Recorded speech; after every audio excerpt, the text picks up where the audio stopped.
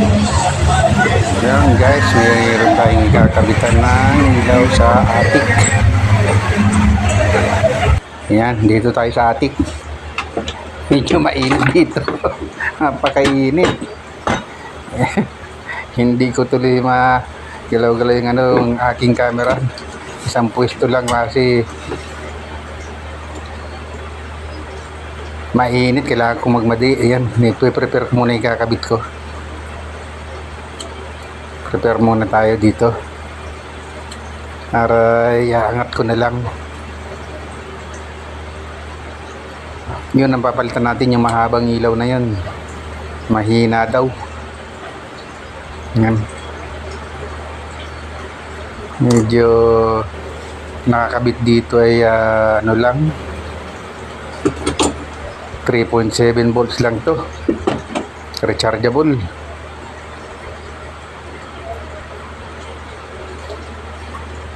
Yan. Putulin na natin ito nakakabit dito.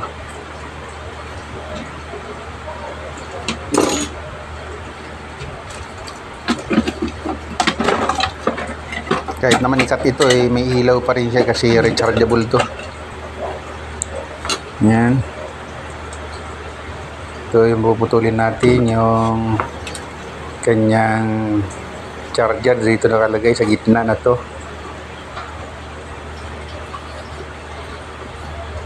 May charger siya na 5 volts. Here yung sinusupplyan niya ay 3.7 lang. Yan. At tanggalin natin yan dyan. Para dito tayo magdudugtong ng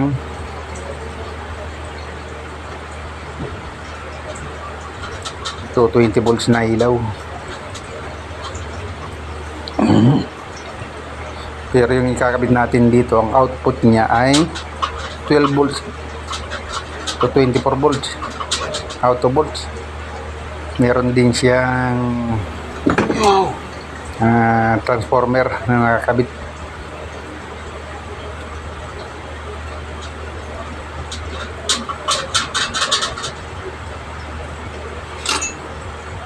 Bali spotlight ito na may ano siya, module.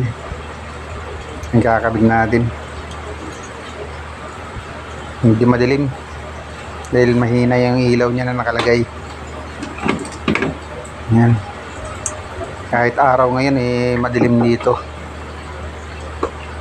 Bali yung flash lang ng ating camera ang nagdadala rito.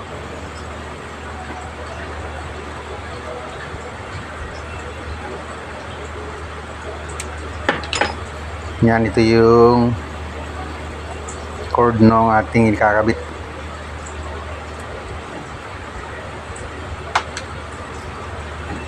Prepare muna natin para dire-diretso na yung pagkabit at masyado mainit dito.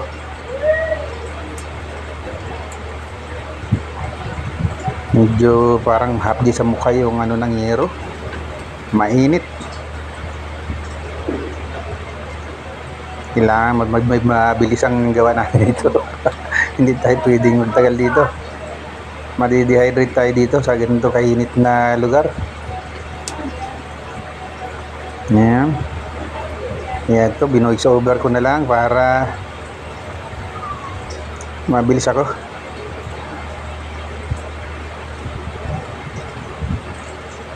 Yan, prepare muna natin bago natin ito iangat.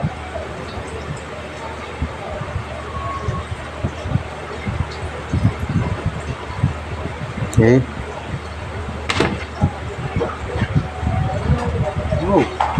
Yan.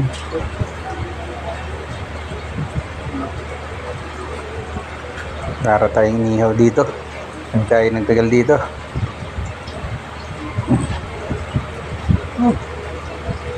Yan. Nawawala yung aking flash. May ano dito. May multo dito. Isa lang ako. Nawawala pa yung flash ko. Dala-dalawa yung dala ko dito. Isa na lang. Yan. Hindi ko makita. Hindi ko naman naibaba dun. Yan guys. Yan, ito talaga may ganitong may naglalaro dito sa bahay na to. Yan. Dito lang ako gumagawa pero nawawala siya. Hindi naman ako nagbabago ng pwesto.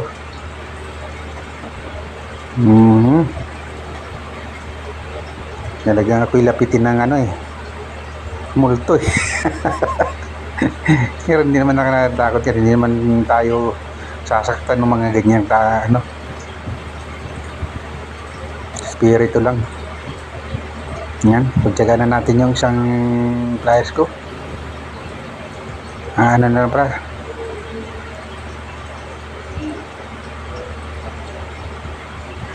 Bar stripper na lang yung gamit natin. Yan. Kakasako muna dito sa baba bago iangat. Hindi ko na may pakita dahil nagmamadali ako. Hindi ko na kayang baguhin yung ating camera.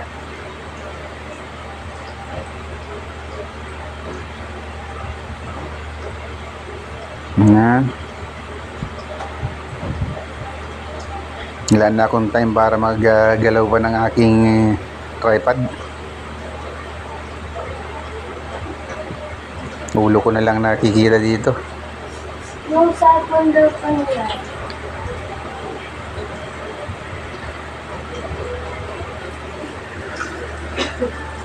Yan guys.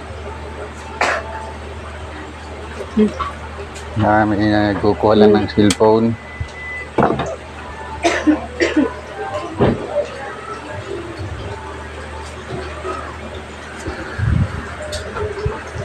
Okay. Balik tayo. Ngayon. Medyo matagal din set up nito. Yan. Gumagana na. Kita nyo, umilaw na. Umilaw na siya. Ibig sabihin, nakakunik na siya.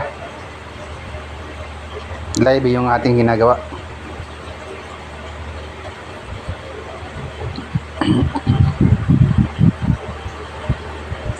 Hindi tayo pwedeng magpatay ng safety box kasi buhay yung electric pan dito sa taas para hindi ako mainit na, pero kahit may electric pan dito mainit talaga. Pag wala itong electric pan hindi ko to kaya. Live wire yung ating ginagawa. Yan, set up ko muna dito sa baba. Makikita nyo na lang ito pag inangat ko na. Yan.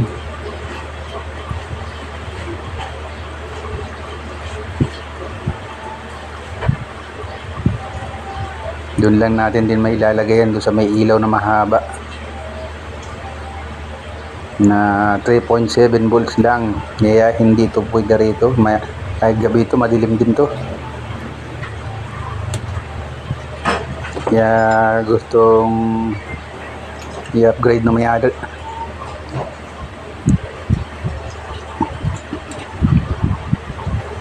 Meron din natutulog dito sa taas na to, kaya mayroong kutsyon eh. Sa gabi dito malamig sigurado to eh. Ito Tagaytay na to eh. Kaya malamig na ito dito. Nito lang pagka tanghaling yan, tapat yan, mainit.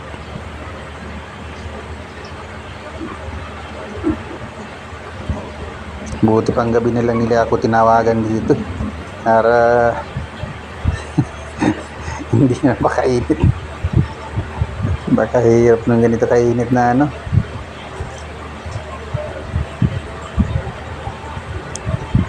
hirap pala mag-work ganito. Wala namang kisame itong attic na to.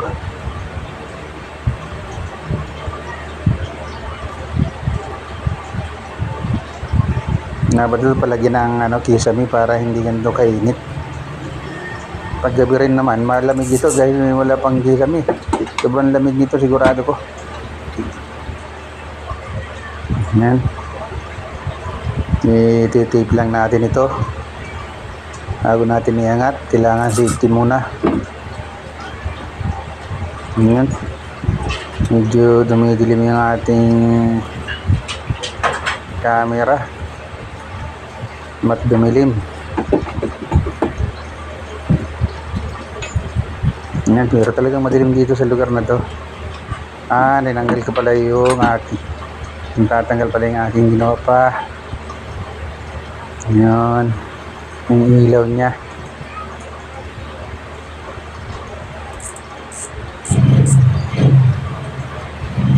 Okay. Yan na. Pwede na siyang iangat. Yan, dito siya lalagay. Medyo tago pala yung aking paglalagyan sa camera. Nakatayo dito yung kanilang kutsyong malaki. Medyo king size ito yung ating nakaharang na kutsyon. Malaki din yung ano nito. Dalawang king size ang kasya dito sa attic na to.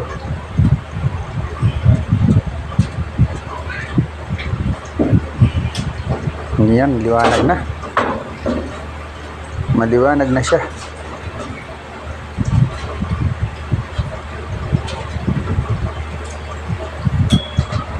Yan, ipoporma lang natin. Saan natin ayusin yung i-organize natin yung wire. Mamaya pag naikabit na natin itong ilaw. Yan. Yun tumaas na ayun, kita na yung ilaw.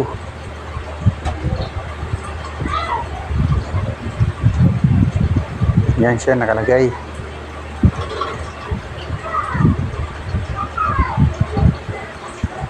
Yan. Ito kasi yung kabila dito ay parang tambakan nila ng mga gamit. Saka may mga aparador din sa kabila. Kaya kailangan nila ng may ilaw na maliwanag. Para pag sila'y kukuha ng mga gamit ay hindi madilim paggabi. Yung araw nga mahirap na makita yung gabi pa. Kaya ito pinalagyan nila ng ilaw na malakas. Spotlight to Yan. Tingnan natin tanggalin tong rechargeable na to. Yung kailaw pa rin kahit hindi na nakasaksak.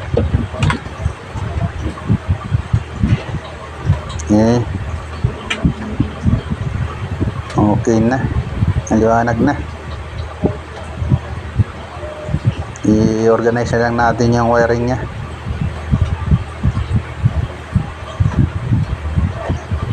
Yan.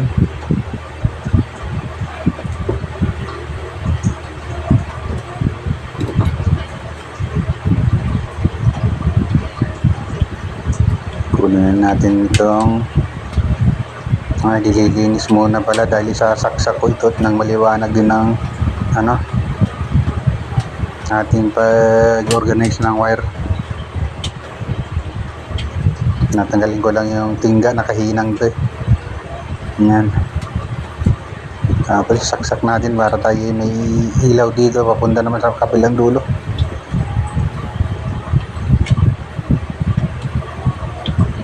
Yan guys. Hindi malapit na tayo matapos dito. Makakalusot na ako sa init.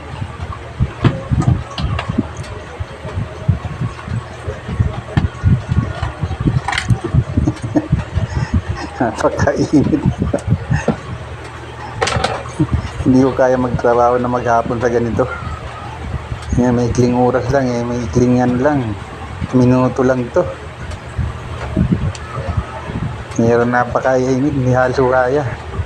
Yan, isa-organize natin wire nya. Yan, dito. Yan natin ilagay yung kanyang module. Yan, tapos pagapangin natin dito papunta doon sa may junction box nya. Yan. Tape na lang natin. Dami akong cable tie pero na lang gamitin natin dito. Tape na lang.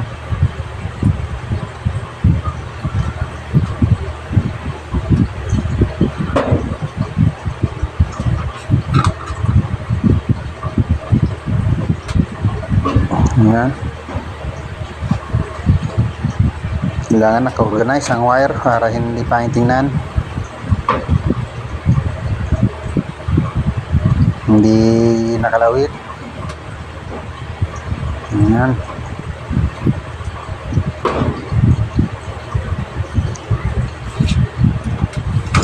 Para malinis tingnan, kailangan organize ang wiring.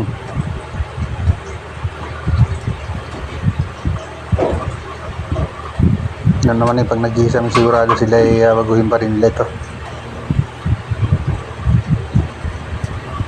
Yan guys, thank you for watching. Tapos na tayo. Init. Ngayon nakalusot na sa init.